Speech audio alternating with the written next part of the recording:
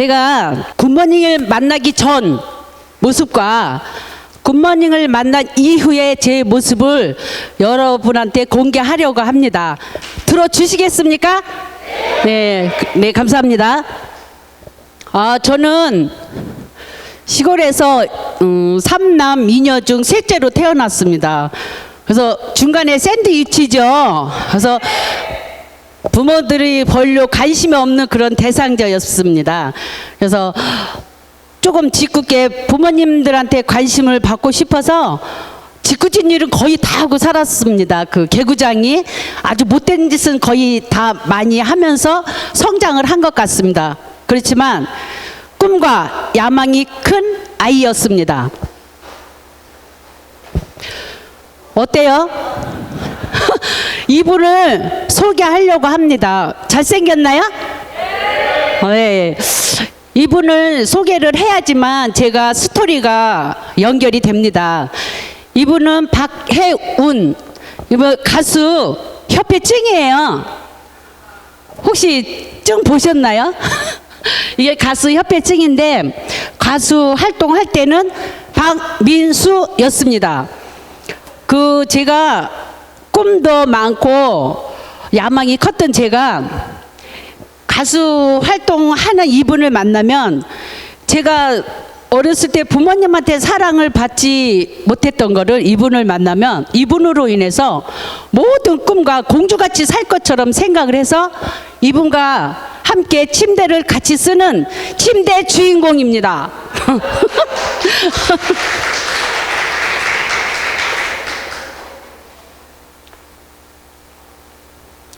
이 장면은 제가 이분을 만나면서 환상이 깨지기 시작했습니다.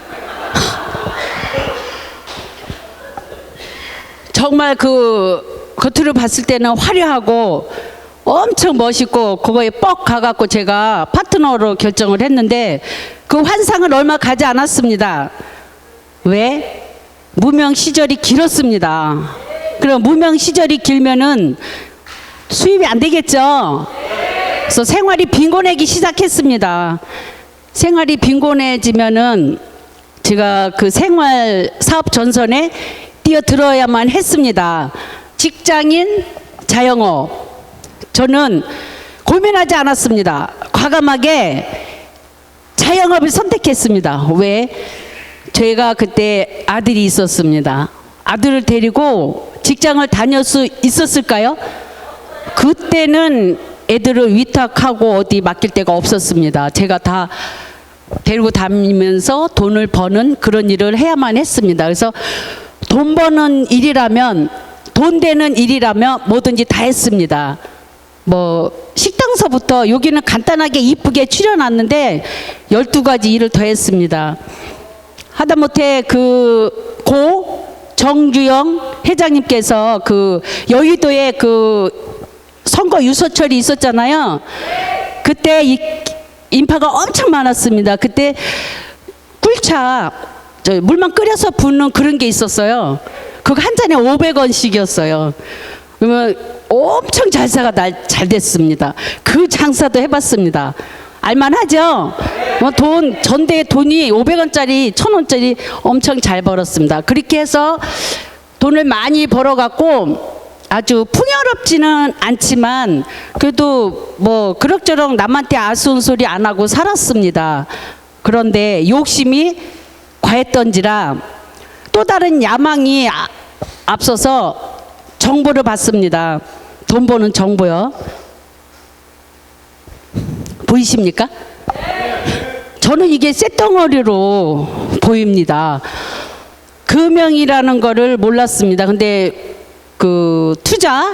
투자학에서 아는 지인한테 제의를 받고 여기에 투자를 하기 시작합니다. 근데 제가 정보를 몰랐기 때문에 요거 보이시죠? 요거 1997년 요때가 다 아시는 그 시절이 있었죠. 네, IMF였습니다. 근데 저는 몰랐습니다.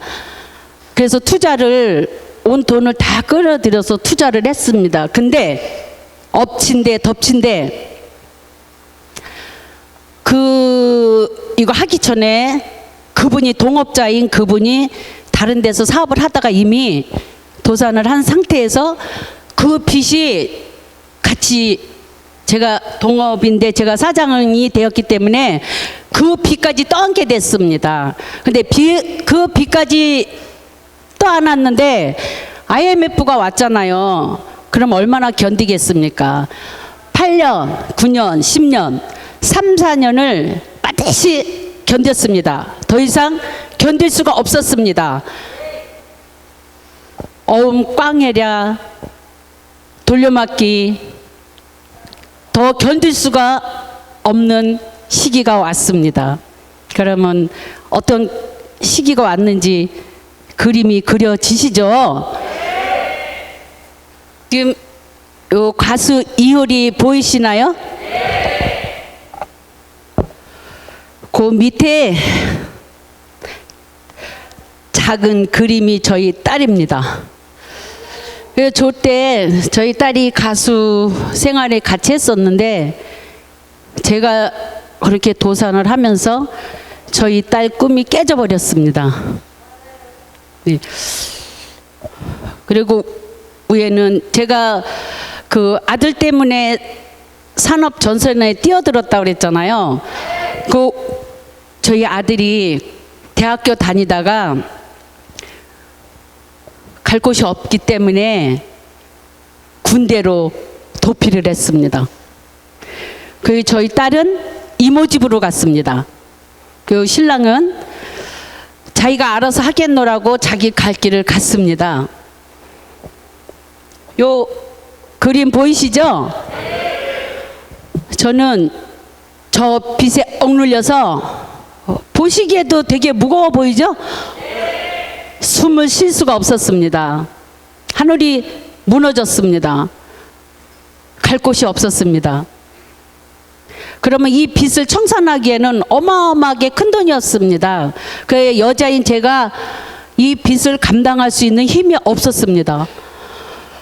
그래서 간 곳이 어디겠습니까? 그 빚으로 맞바꿀 만한 단 한 가지가 떠올랐습니다. 대부도였습니다. 삶을 마감하는 게 제가 이것을 정리하는 거라고 생각을 했습니다. 그래서 대부도를 한 서너 번 갔습니다. 근데 죽어지지 않더라고요. 왜? 저 두 아이가 저를 바라보고 있었고 또 그 지인이 죽지 않을 팔자였나 봐요.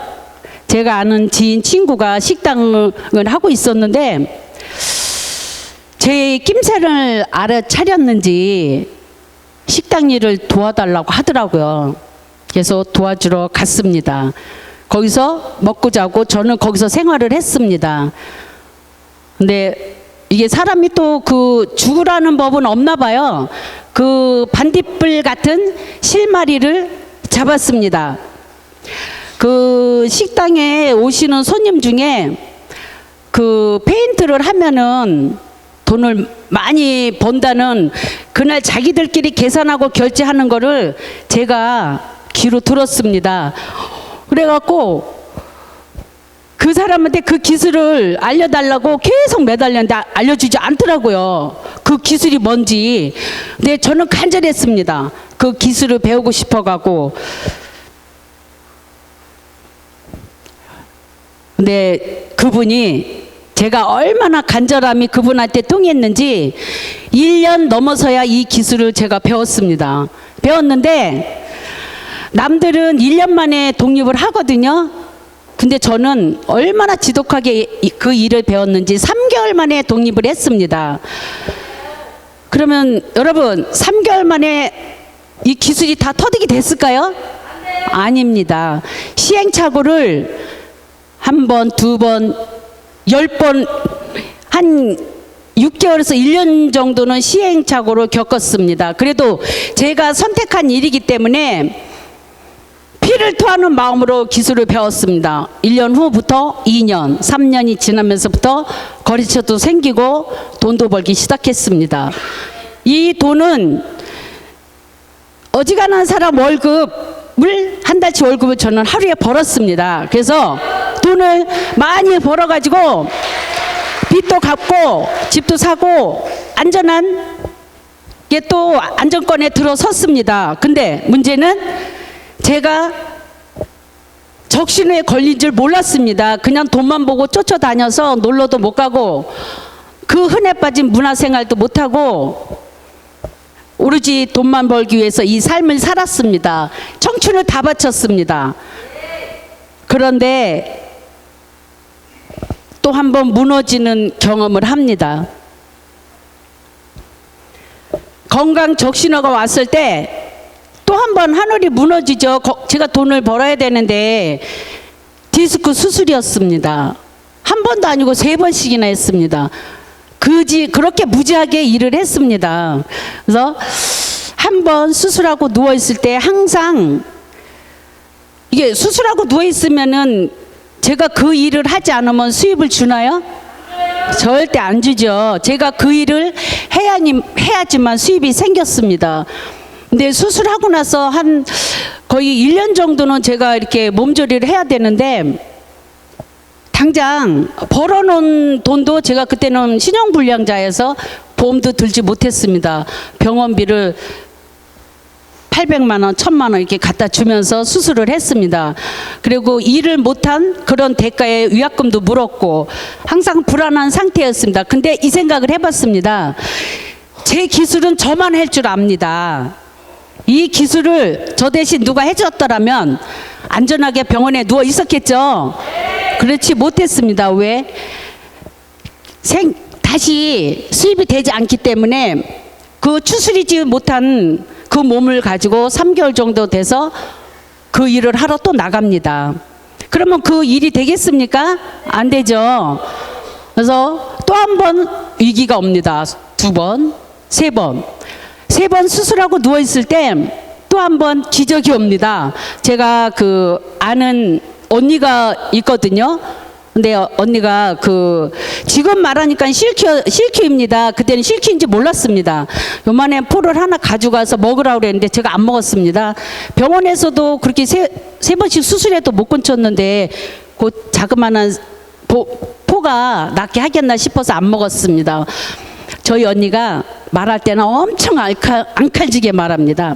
제가 계속 안 먹었어요. 안 먹으니까 먹고 죽으라고, 죽는 거 주냐고, 이걸 먹어야 난다고 처먹으라고 아주 강력한 메시지로 처먹어야 낫는다고 그렇게 해서 제가 얼마나 저렇게 간절하면 저렇게 강한 메시지를 줬을까 하고 그때부터 제가 먹었어요. 먹기 시작하니까 안 먹고 치료할 때 하고 먹고 치료할 때 하고 느끼잖아요. 다 느꼈을 때 몸이 힘이 되고 저희가 제 몸이 허리가 기둥이잖아요. 기둥이 저렇게 됐을 때는 제가 아미노산을 안 먹었더라면 지금 이 상태가 됐을까요? 근데 회복이 빨랐습니다. 그래서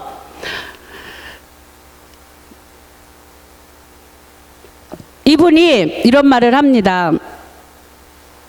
놀러 가자고 그랬는데 세미나라고 그랬으면 제가 안 갔을 건데 놀러 가자 그래서 갔습니다. 가서 보니까 1박 2일 세미나였습니다. 그림 보이시죠? 1박 2일 세미나인데 앞선에 박순기 대표님 사업 설명 하셨죠? 근데 저는 제품에 관심이 없었습니다. 제품 좋은 건 이미 제가 체험을 했잖아요. 근데 박순기 대표님이 아까 이렇게 그림 돈 들어오는 거 설명 들으셨죠? 저는 그거에만 관심이 있었습니다. 왜? 제가 밴드 칠하면서 돈을 많이 벌어봤다 그랬잖아요.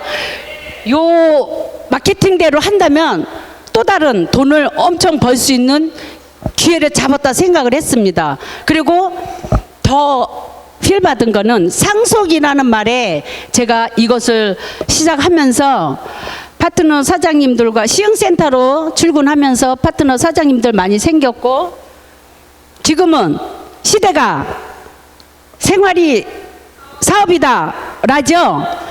그래서 여기 제가 파트너 사장님들과 꿈을 펼칠 수 있는 행복한 보금자리입니다. 내가 요즘 코로나 때문에 사람들을 만날 수가 없잖아요. 그래서 사람을 찾아오게 하면 되겠더라고요. 그래서 이곳에 유동인구가 많은 소사역에 굿모닝 월드 마켓이라는 간판을 걸고 사업을 시작했습니다. 근데 의외로 감사합니다. 의외로 손님들이 오시더라고요. 그럼 미팅을 하면서 참 즐겁고 행복하게 사업을 합니다. 하다못해 면봉이 있냐고 물어보는 사람도 있고 된장이 있냐고 물어보는 사람도 있고. 근데 저희는 코로나 때문에 예약제로 미팅을 합니다. 저희 이재식 대표님이 소사 매장에서는 박사님으로 소문이 나 있습니다.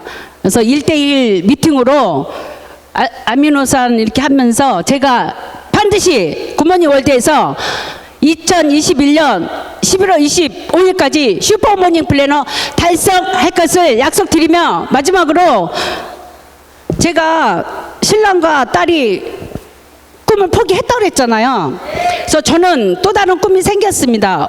굿모닝 월드를 통해서 반드시 음반 발매를 할 수 있는 두 사람의 꿈을 굿모닝 월드에서 성취하도록 최선을 다해서 노력하겠습니다. 제가 준비한 건 여기까지고요. 제 얘기 들어주셔서 감사합니다. 그리고 고급 정보 축하드립니다. 감사합니다.